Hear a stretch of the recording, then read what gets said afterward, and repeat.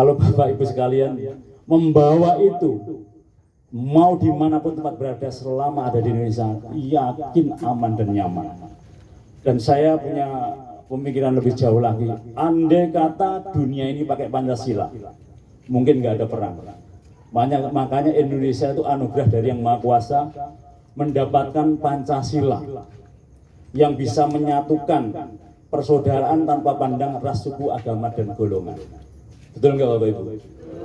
Ayo kita pelan-pelan. Saya bukan mengupas dengan intelektual kami, tapi kami mengupas dengan prakteknya. Praktek. Yang pertama, Pancasila itu ketuhanan yang Maha Esa. Dari kecil kita sudah praktek, sudah membaca. Kemudian seusia kita ke Tuhan, ke itu pergi, ke pasar kita pergi ke pasar, ke belaraja kita pergi ke belaraja, ke Tuhan, annya masuk kembali ke Tuhan. Jadi kita ke Tuhan dan kembali lagi ke Tuhan, selalu ke Tuhan yang Maha Esa atau bertuhan. Nah, pertanyaannya, kita semua sudah belum kenal Tuhan. Tuhan yang Maha Esa itu miliknya 6 agama dan ratusan aliran kepercayaan. Disebut dengan Tuhan yang Maha Esa, yang Maha Tunggal. Kalau kita belum kenal Tuhan, berarti kita baru ada di lisan. Karena syarat kenal Tuhan, syarat kenal Gusti Allah itu harus kenal dirinya. Siapa yang kenal dirinya, ia akan kenal Tuhannya. Man arafan nafsahu faqad arafa rabbahu. Sebelum kenal dirinya, ia harus kenal hatinya. Nah, ini udah ke poin yang sering saya bawakan sama ibu itu. Ayo mas, kita kembali ke hati, berangkat dari hati, apapun dari hati, dan kenal hati. Hati yang bersemayam di dalam diri ini harus kita kenali. Sering ngobrol dengan batinnya sendiri. Kenapa harus kenal, kenapa harus tahu dengan hati ini? Karena hati tidak akan bisa dibohongi. Jadi di dalam dunia ini ada 2 yang tidak bisa dibohongi. Yang bisa angkat tangan. Apapun bisa dibohongin dan siapapun bisa dibohongin. Yang tidak bisa dibohongin di dunia ini ada 2. Siapa bisa? Ji, Nur Jauh Pak Haji. Ini saya dengarnya Pak Haji. Hati dan perasaan. Luar biasa dari Pak Haji Udin. Nanti kasih ya mas. Nanti kasih nih, kasih oleh-oleh buat Pak Haji nanti. Jadi satu benar, hati yang ada di sini tidak bisa dibohongi. Kemudian Gusti Allah yang tidak bisa dibohongi. Jadi bahasanya di dalam jagat kecil atau dalam tubuh ini kan alam kecil. Tubuh kita alam kecil toh? Alam kecil nggak tubuh kita? Ada angin, ada tanah, ada air, ada api. Di alam begitu enggak? Diri ini yang tidak bisa dibohongin adalah hati. Kemudian di jagat raya, di alam yang besar ini yang tidak bisa dibohongin Gusti Allah. Hanya 2 yang tidak bisa dibohongi di dunia ini adalah hati kita. Satu, keduanya Gusti Allah. Maka dari itu, yang bisa nyambung dengan Gusti Allah itu sejatinya ini yang bersih, pikiran yang jernih. Maka dari itu PR-nya dari sini, selain membawa 4 pilar kebangsaan tadi, NKRI, Pancasila, Undang-Undang Dasar 1945, Bhinneka Tunggal Ika, juga ingat saya belajar hatinya harus bersih. Jangan ada sirik, iri dengki, takabur, sombong, serakah, dan lain sebagainya. Kemudian setelah itu pikirannya harus selalu positif. Setelah pikiran yang positif, mindset is pray. Pola pikir adalah doa. Siapa yang berpikir positif, seluruh alam amin. Apa yang saya katakan ini Bu, Bapak, ini kisah nyata. Jadi saya nggak katanya, tapi apa yang sudah saya buktikan. Jadi kita harus selalu berpikir positif. Di pikiran kita jangan ada negatif. Yakin, yakin apa yang kita butuhkan ada. Bahasanya begini, seseorang yang sudah pikirannya positif, hatinya sudah tidak ada lagi syirik dan kita kabur sombong, dipinggirkan. Kemudian di dalam hatinya selalu ingat Tuhan tiap detik. Di pikirannya selalu ingat Tuhan tiap detik. Kalau saya, ya Allah, ya Allah, ya Allah, ya Allah, ya Allah, ya Allah tiap detik. Tapi kalau misalnya beragama lain ya Tuhan, ya Tuhan, ya Tuhan. Monggo kembali ke agamanya masing-masing yang jelas. Setiap detik, setiap waktu isilah hati ini dengan nama Tuhan. Sebutlah nama Tuhanmu di dalam hatimu seirama denyut jantungmu. Tik tik tik tik tik. Selalu diisi Tuhan. Setelah seseorang selalu ingat Tuhan. Kalau ada apa-apa diingatkan. Jadi orang yang selalu jernih pikirannya, bersih hatinya, kemudian ingat Tuhannya, apapun yang mau dikasih. Yakin lo yakin. Besok mau bayar motor, ada yang order. Besok mau anak sekolah, ada yang bayar utang.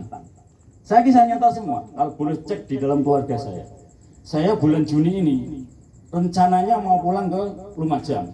Tadinya belum kebayang, belum ada duit. Tadinya sebelum bulan akhir Mei, alhamdulillah melebihi duitnya, udah melebihi yang untuk pulang itu sudah. Jadi bayangkan, semua yang dibayangkan terjadi, semua yang dipikir terjadi. Makanya seseorang setelah yang ia pikirkan terjadi, ia nggak berani lagi mikir negatif. Karena apa yang kita pikirkan terjadi.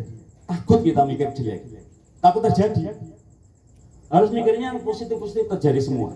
Wah, saya bakal punya itu cantik. Wah, saya bakal punya mobil. Wah, saya bakal punya motor. Wah, saya bakal punya sawah. Wah, semua ditanamkan di sini. Ditanamkan di dalam pikiran kita. Nanti jawabannya itu ada yang setahun, 2 tahun, 3 tahun, semuanya kejawab. Enggak ada yang enggak kejawab. Selama tahu rumusnya. Kan bahasa Jermannya begini. Sing sapa wonge cedhak karo Gustine, sinedyono cinipta dadi. Ini bahasa Jerman.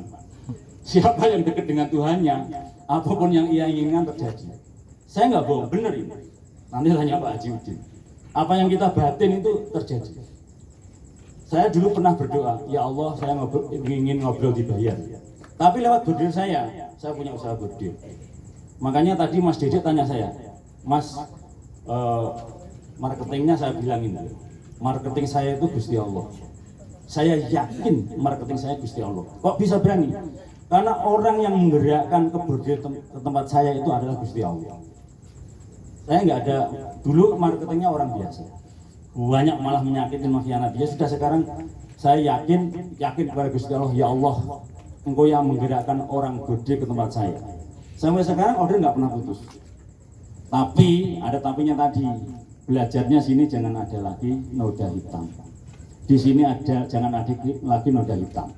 Langsung masuk ke poin dengan syarat satu, suami berbakti sama ibu.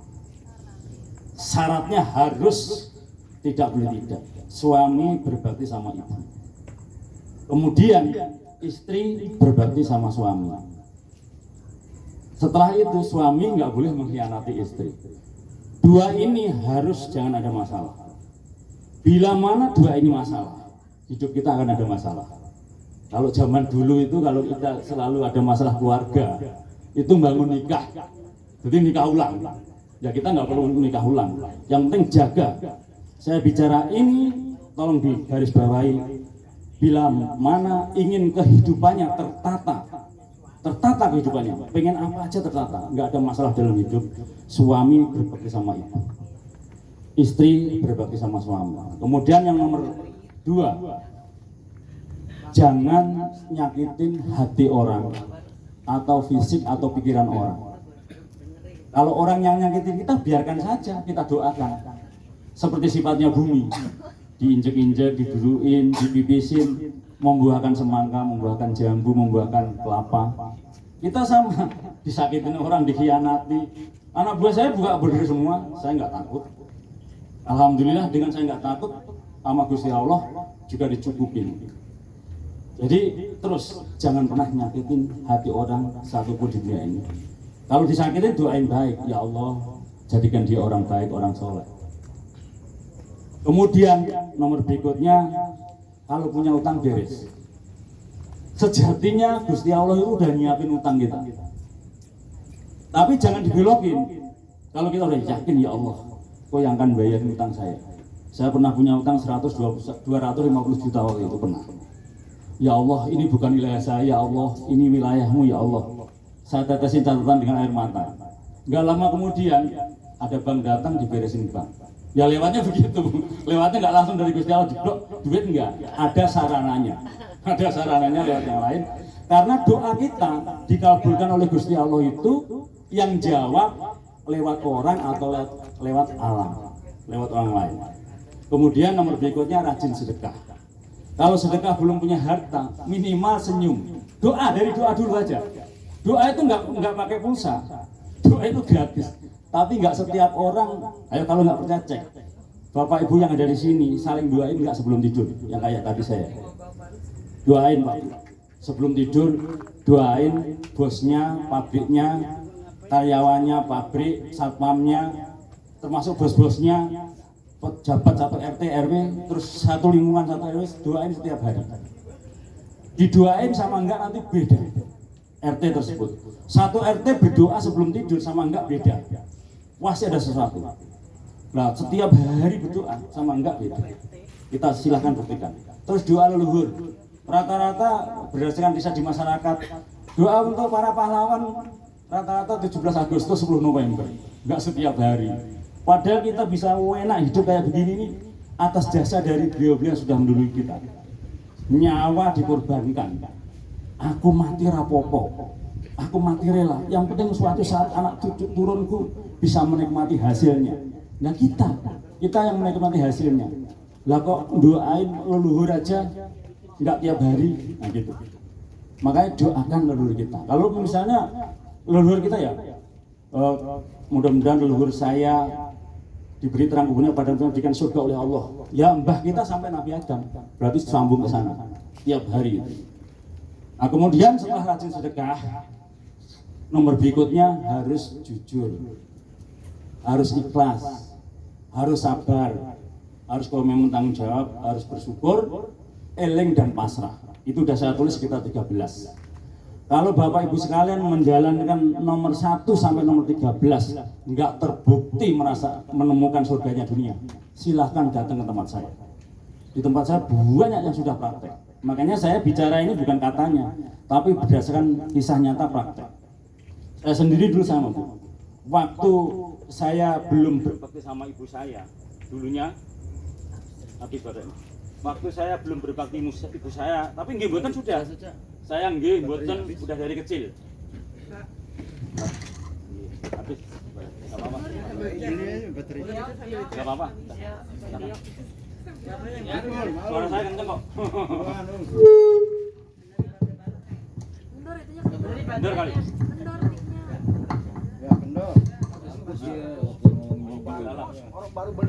Oh, ini kode alam Bu. Jadi ini kode alam. Berarti ini banyak yang kendor Bu. Kendor ke ibu. Ini saya ceritakan. Dulu saya sebelum berbakti sama ibu saya, sebelum ngasih duit ibu saya banyak. Dulu saya berdua kerja buat makan nggak cukup. Saya kerja, tapi buat makan nggak cukup. Belum punya anak 5 tahun.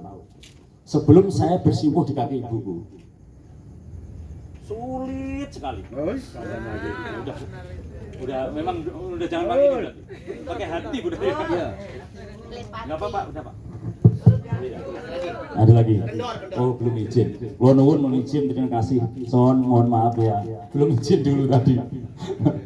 Nah, setelah saya usaha apa aja jatuh sebelum saya bersimpuh di kaki ibuku. Usaha bedak, pon, HP, beras, bensin, nggak ada yang jatuh, nggak ada yang bangun, semuanya jatuh. Kemudian ketemu orang Cina, Mas Boleng, mesti kamu nggak berbakti sama ibumu. Kok tahu? Lah hidup sampean susah, usahamu jatuh.